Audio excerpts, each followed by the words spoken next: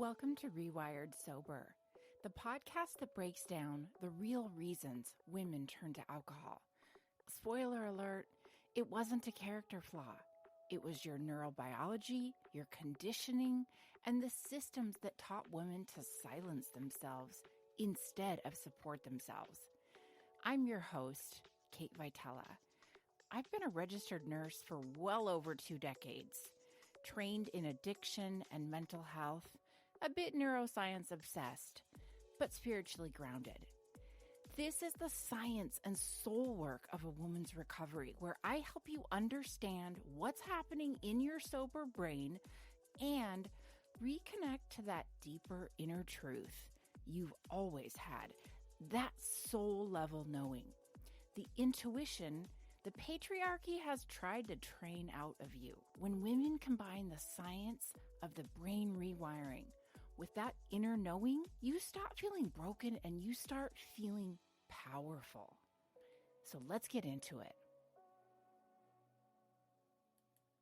Hello, everyone. Welcome to another episode of Rewired Sober. I'm your host, Kate Vitella.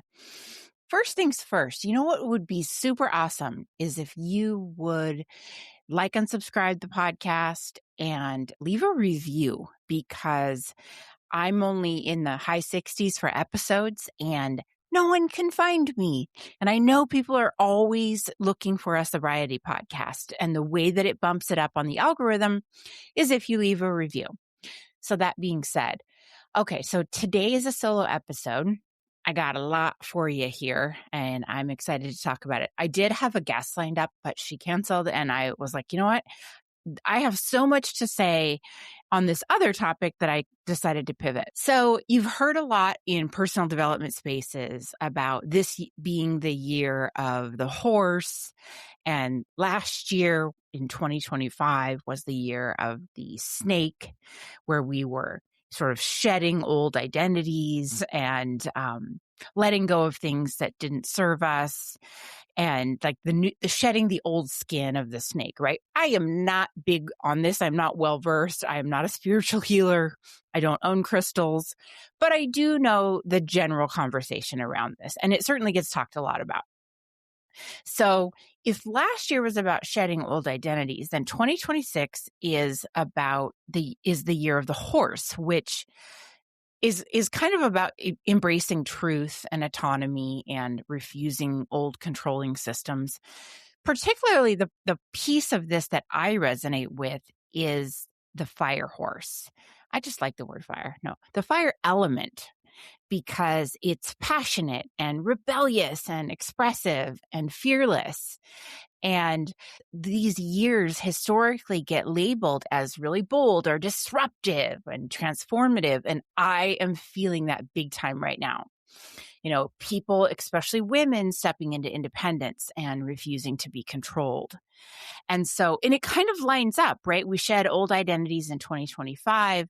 And then this year we step into a more authentic life. And so a couple of days ago, I woke up in my morning routine. I often pull a oracle card from the Divine Feminine deck from Meggan Watterson. If you would have asked me a few years ago if I would be into oracle cards, I would have said, no, you're fucking crazy. And I'm not into that snake oil.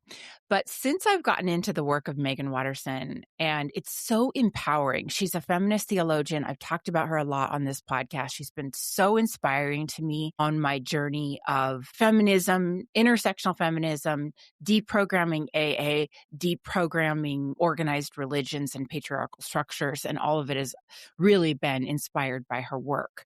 And I try to lean toward love and not anger. But of course, like, I'm loving this fire horse piece, right? So when I pull these cards, like you pull a card and it gives you an intention and then something to meditate on. And this particular deck is 53 cards of various goddesses. So it can be anything from, Mary to saints to Hindu goddesses. It's all across the globe of all history. And you kind of shuffle them up. And then you pick the one that stands out to you. You can't really see on the back of the card. You can't see what you're grabbing. So I've done this almost every day for quite a while now. And no matter how much I shuffle, I swear, you guys, no matter how much I shuffle these cards, I pick the same ones. And I've picked and it's always been so spot on. I'm like, what the hell's going on here? Like, uh, the other day I shuffled and shuffled and shuffled, and I picked again the card of the Hindu goddess Kali. And some of you may be familiar with her because in Hinduism, she's one of the more well known, right? And she is not soft. She is not the gentle kind of the divine feminine energy. She's not telling you to like light a candle and journal about your feelings.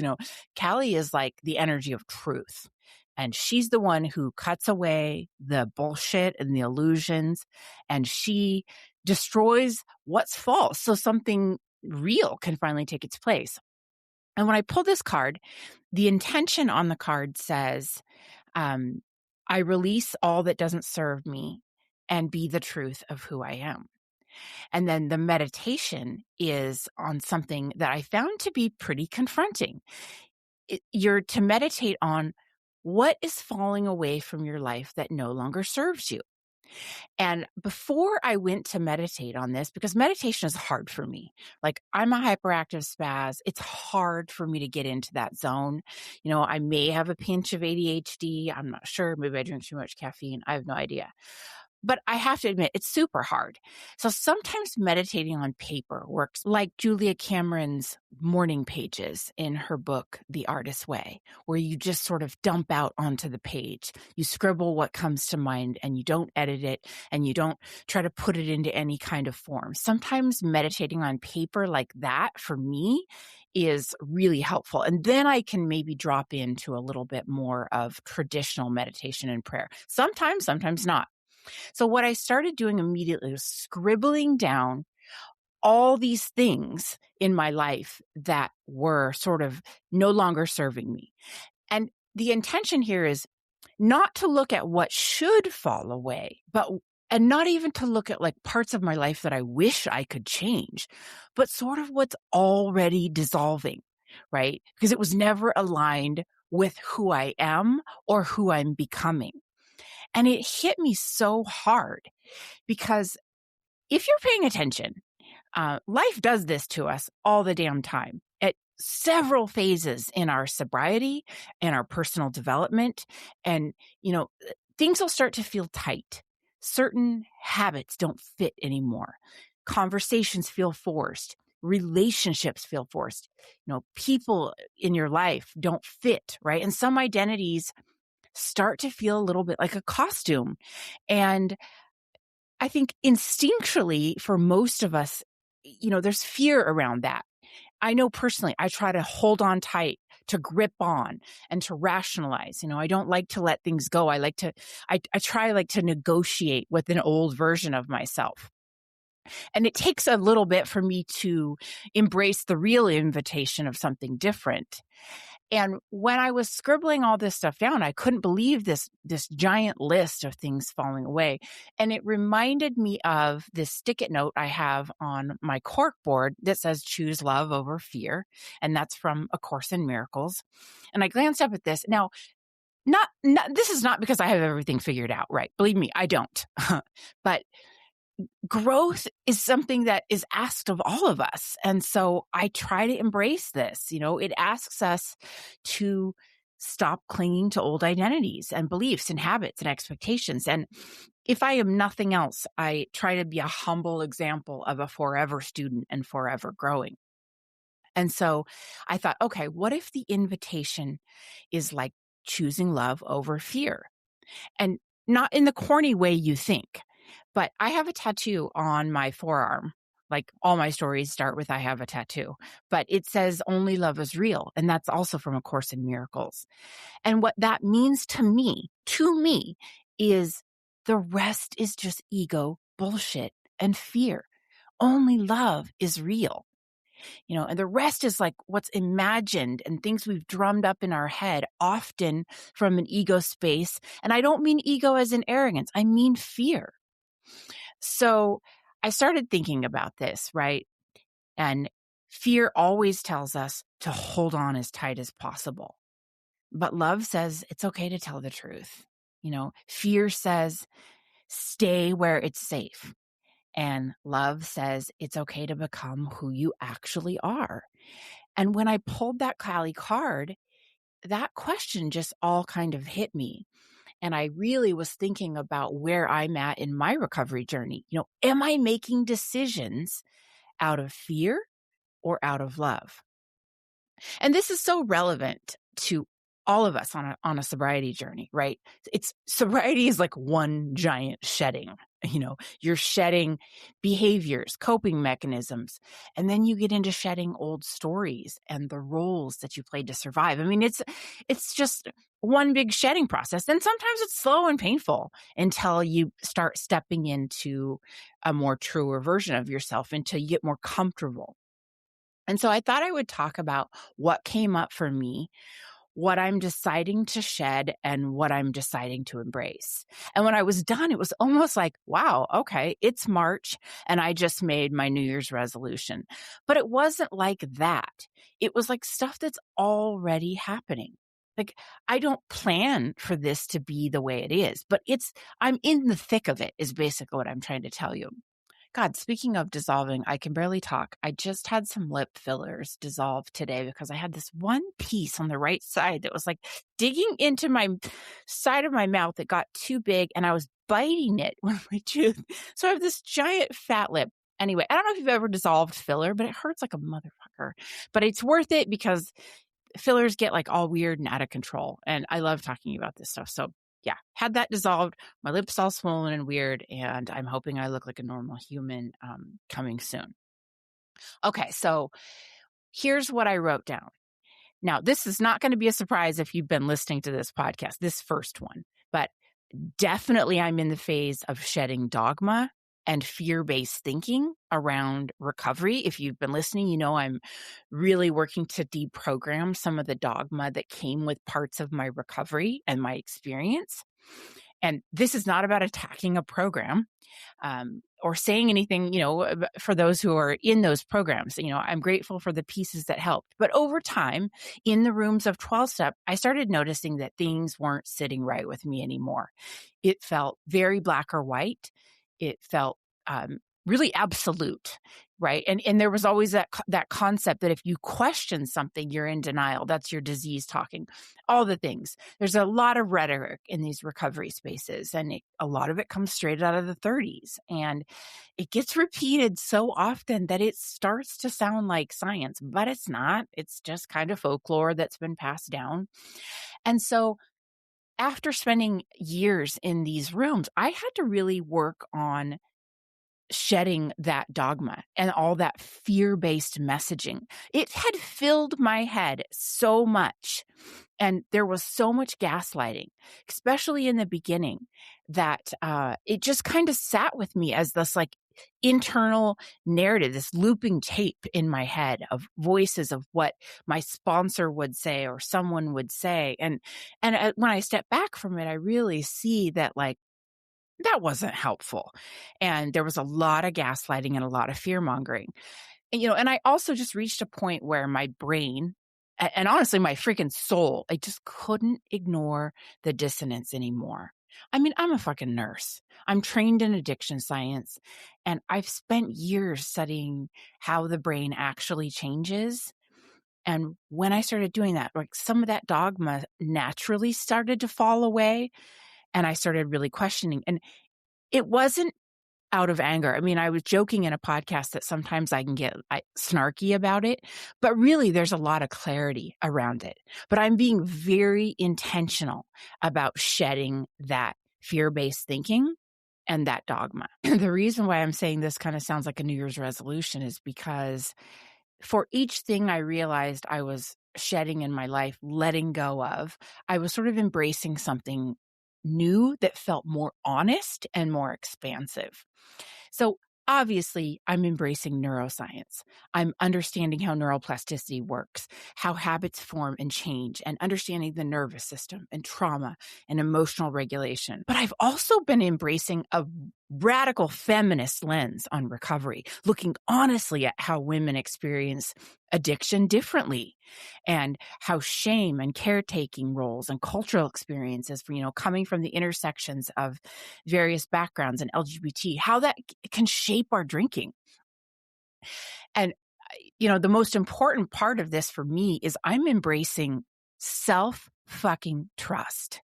And there's this, the idea that questioning things doesn't have to be framed up as rebellion. It can be more like emotional intelligence. Recovery doesn't require you to shut down all your critical thinking. It just requires you to become more honest with yourself.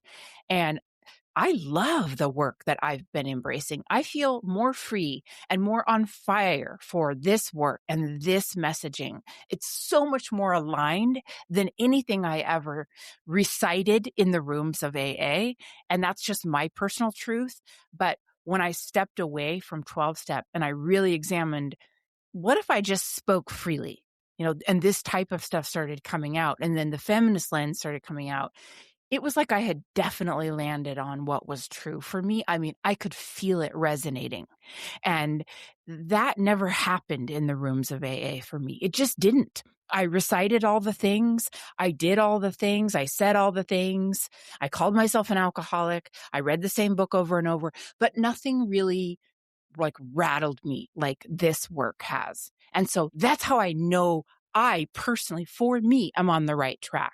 And the women I'm working with, if someone's going to come to me, then obviously this messaging is resonating. Like, you're feeling this too. So we're shifting from fear-based thinking to self-trust. It's been like the most liberating part of my sobriety. I'm freaking loving this. Quick pause here, folks. If you've quit drinking, you're in early sobriety, no matter what that looks like for you, but you're still feeling bored or restless or struggling, wondering who you even are now, I want you to know that that is not failure. That's the middle. Now, some people call it the messy middle, but I call it the powerful middle. And I coach women one-on-one through the part that nobody talks about, the identity shifts and the emotional literacy and the rewiring. We are not white-knuckling. We are not performative. We are not good girl sobriety. We're having real conversations, real insight, real change. So if this is you and you're ready to stop circling the same thoughts and move forward, book a one-on-one call with me. The link is in my bio, or it's on all my socials at Rewired Sober, and I'll put it in the show notes. Because what I've seen is quitting drinking doesn't automatically make you more confident or calm or clear. It just removes the fucking anesthesia. So if you're sober and you're thinking, oh, cool, now I have all these feelings and zero roadmap, I work with women one-on-one to help build that roadmap. And we talk about boundaries and identity, and we talk neuroscience, and we talk about the stuff you don't say out loud. So if this hits, I'd love to see you on a private session. You're not confused. You're in a transition, and that's sacred. Midlife women in sobriety don't need more rules. They need clarity and confidence, and a fucking coach who won't gaslight their intelligence. So hit me up if you're interested. I'd love to meet you. Now back to the show. But speaking of, if you're going to work with me, another big thing I've realized I'm in a phase of shedding is this very cliched, sort of online business industrial complex. This is an area that's been showing up for me a lot. So don't be surprised if you click on my link tree and everything's gone because I'm sort of burning it down and starting over.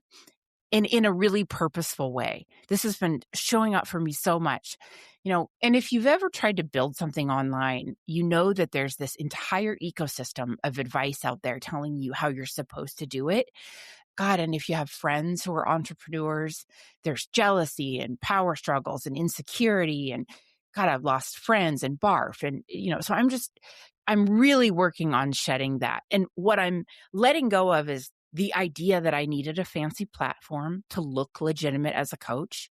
I'm shedding the pressure to run everything through expensive online platforms because that's what my coaches said would work.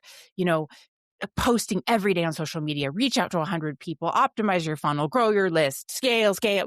I am shedding that constant stream of marketing advice. I don't know about you, but social media makes me want to gag every time I open it up. I go immediately to my personal page and start looking at fashion because it's really hard for me as a business owner to be in this marketing game. It just feels exhaustive. You know, we all joke about being in an attention economy, but oh my God, it's disgusting. And I don't think it resonates with people anymore. I just don't. You know, I mean, there's this whole culture online that turned helping people into a numbers game and the personal development space. And for me, all of it got really uncomfortable, and it started to feel disconnected from why I even fucking started this in the first place. I didn't become a sober woman and a psychiatric nurse and an addiction specialist so I could spend my time tweaking my landing pages. So some of this stuff's just falling away. The tools are good, right? But like I've let go of expensive business coaches. As you know, thanks to this awesome audio I'm rocking here, as you know, I don't have a podcast editor anymore. And I'm not buying the bullshit that I need all this expensive platform in order to look legitimate. That was something that I think insecure me told myself in the first place when I started 2.5 years ago, I started coaching, and a year ago, I started this podcast. And I think I had this imposter syndrome that like, oh gosh, no one's going to take me very seriously. So I have to show up with all these bells and whistles. No, that's not how it is. I have enough self-trust, again, because of my personal development journey. I don't know. All of it is coming together, and maybe it's midlife. I'm out of fucks, but I have enough self-trust to know I've been coaching long enough, nursing long enough, sober long enough, all the things that I might just send you a fucking Zoom link and say, you want to work with me? Let's do this, right? I don't know. I'll work out the details. I'm going to be working with She Recovers. I'm now a certified She Recovers coach. I'm going to be meeting people in more intentional spaces and really embracing authentic connection. So if this podcast resonates with you when I'm being like brutally honest and raw, and what I'm talking about resonates and you reach out, perfect. You might be an awesome client for me. If I meet you in a recovery meeting for women like She Recovers or the Sober Mom spaces, I'm part of the Sober Mom Collective. I'm part of the Sober Mom Cafe. I don't know if I've actually joined as a member, but Suzanne is a friend of mine. I refer people to the Sober Mom Cafe. I'm part of TLC. I mean, I'm very involved, and I hope to meet people in those spaces. I meet people in real life. I'm so exhausted of the online culture. I don't think anyone believes any of the shit anyway. With AI, it's so tweaked and filtered, and it's gross. It's actually gross. Like, it's all so AI'd, and everyone's using ChatGPT. You can't even read anything without wondering, did someone actually write that? So I want to have real conversations and real community. I want to show up live, and I want to be in spaces where women are actually talking to each other. So reach out to me after a podcast and let me know if something hits, because this is where I'm going with my marketing. I mean, the truth is, a lot of meaningful work in the recovery space has never come from a funnel or an algorithm or, AI. It comes from people sitting together in rooms, sharing honestly, learning from each other, finding the courage to be honest. And that was the magic of AA when it first started. It was the only game in town where you could walk into a room and people would honestly share about struggling with alcohol. Now, to this day, I mean, if I walked into a room tomorrow and it was a She Recovers live meeting, I mean, that would have saved my life, right? If those were available back then. But you get what I'm saying. The magic of AA really didn't have anything to do with the structure or the wording or the steps or, God forbid, the big book. It had everything to do with people sitting in community. Less optimization, more real connection. And I'm so exhausted of chasing growth metrics and trying to put together content And it doesn't even feel like me. It feels gross. And I don't even want these podcasts to sound curated. And, most of the time I'm just fumbling with my words and saying fuck. So, but you get to at least hear my true voice, right? So there's my shed and embrace all in one. I mean, my business is radically changing, and I have dropped it all the way down to the very basics that I need to coach with people. And the rest, at least for now, I don't know, maybe someday I'll have some fancy website, but not now. And this podcast isn't fancy. It's just me. It's just me screaming into a microphone, while my stepson's downstairs watching cartoons. Okay. Taking a break from screaming. What else am I? Okay. Here's another one. And this kind of falls in line with, it all falls together. But this last year, I think especially because of Trump, I am shedding the good fucking girl look, the good girl mentality, even the thought that I am a good girl. I don't even care. The pretense. I'm shedding all that. And I am embracing being an angry fucking feminist. In fact, on my Instagram, I actually, and this was to detract from men following me, but I wrote, this is a personal blog, angry feminist. But I'm embracing feeling it all and not staying quiet and not trying to pretend like I'm good and palatable and marketable. I'm not editing myself anymore. Call it midlife, call it MAGA, call it war, call it ICE. I mean, we're in a shitstorm, and I don't have the time nor the inclination to play good girl. I got to be honest.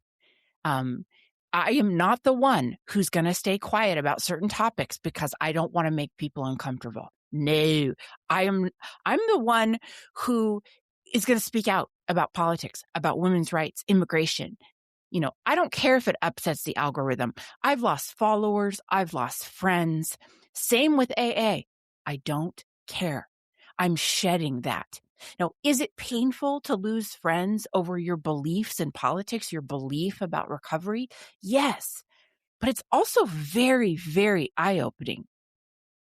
And I'm exhausted of women being told to not be angry. It's okay to be angry right now. Like I said, I'm taping a whole episode on sacred rage. We've been told, don't be too loud, don't be too opinionated, don't rock the boat. And that conditioning is showing up everywhere. It's showing up in our politics, in our organized religion, in the cultural expectations, what women are supposed to be. And no, thank you. The older I get, the longer I live as a sober woman, the less I am willing to keep shrinking. And I will certainly not be shrinking myself to fit into systems that were never fucking designed with women's freedom and autonomy and peace in mind. So if there was ever a time you thought I was a good girl, that's falling away, which you obviously don't if you listen to this podcast, because all I do is drop F-bombs.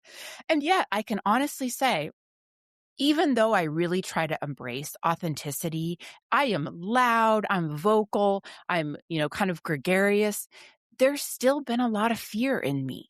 I'm just now speaking up about how I feel about 12-step rooms.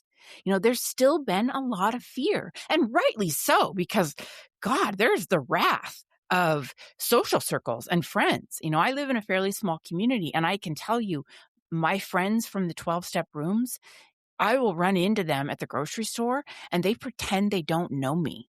And that is because I've spoken up about the rooms. And I know when I was in AA, my sponsor told me if someone leaves the rooms, then we can pretty much assure that's their disease running the show. They're having some kind of crisis. They have a fucked up recovery. They're a dry drunk. They're not working a good program, and you need to stay away from them because now they are not good.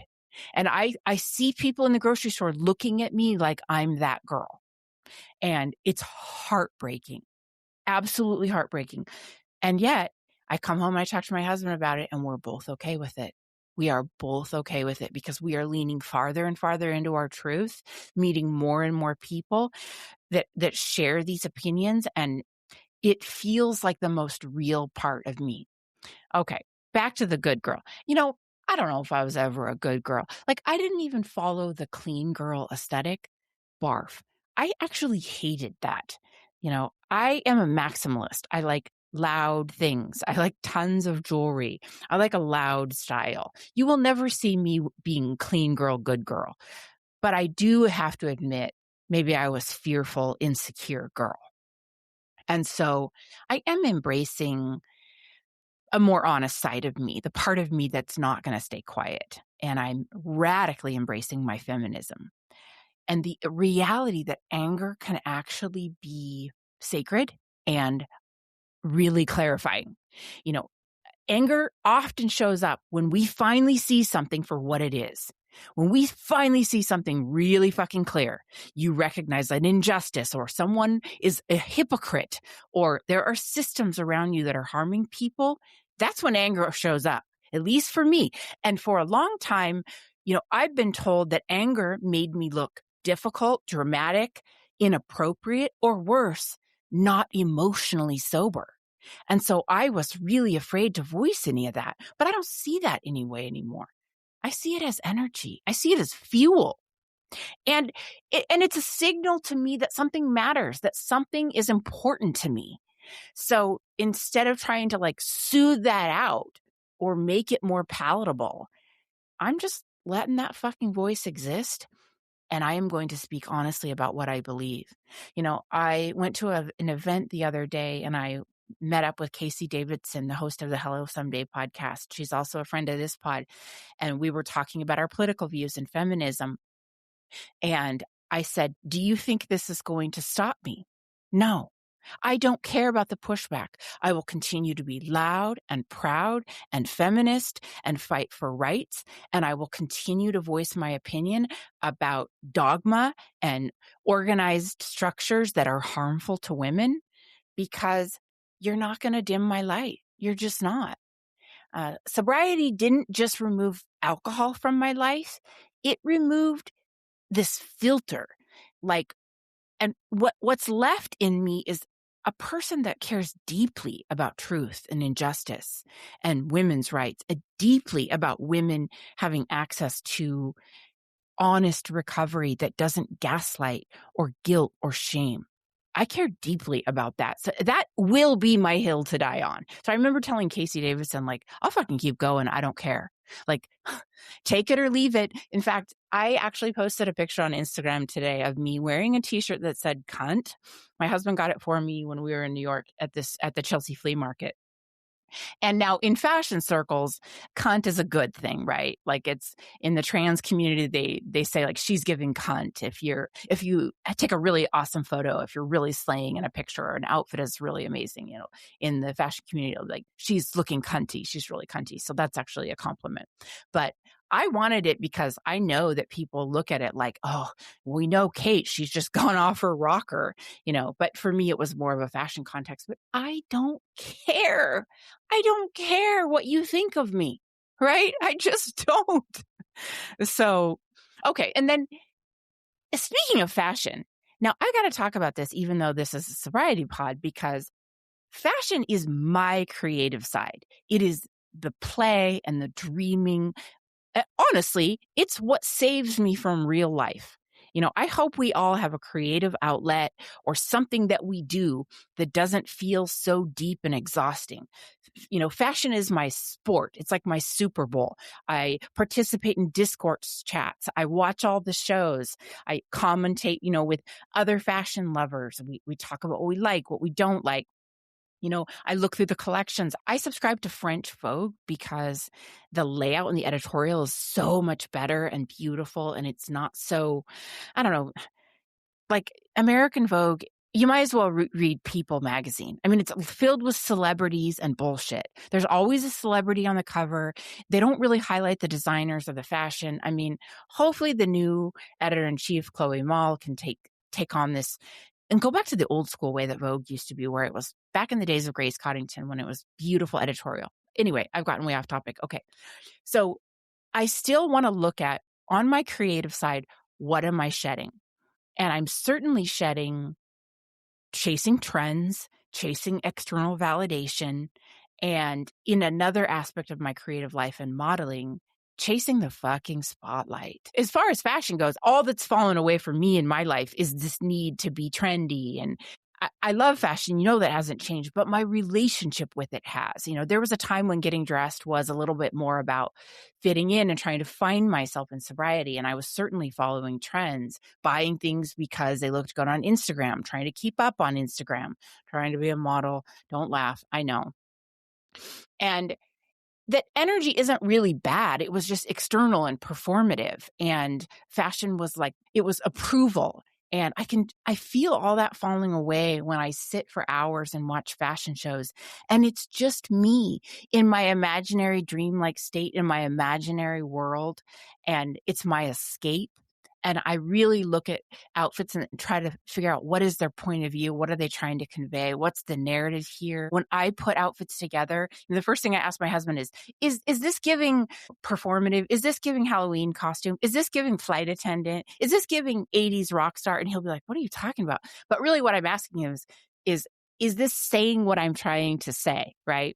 And if it's giving anything country, I will stay so far away from it.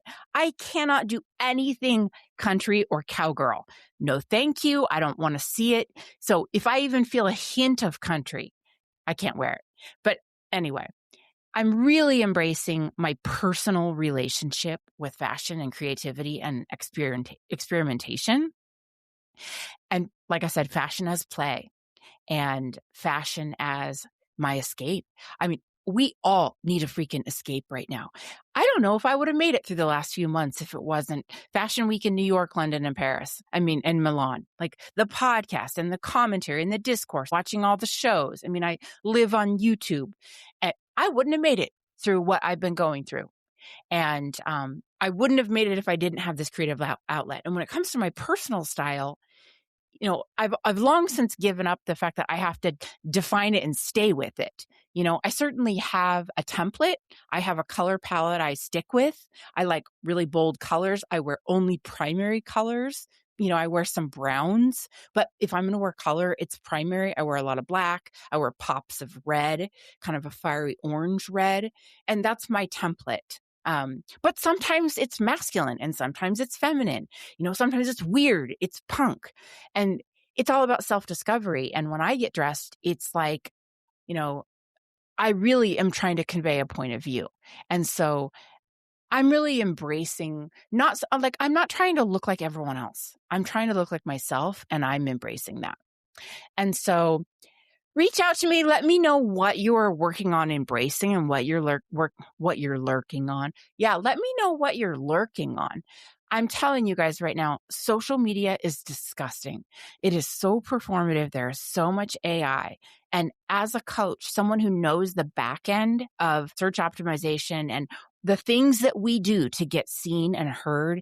I mean, I've worked with a coach that specializes in meta ads, and I worked with a coach that specializes in funnels and SEO. And oh my God, I mean, I just want to keep it real.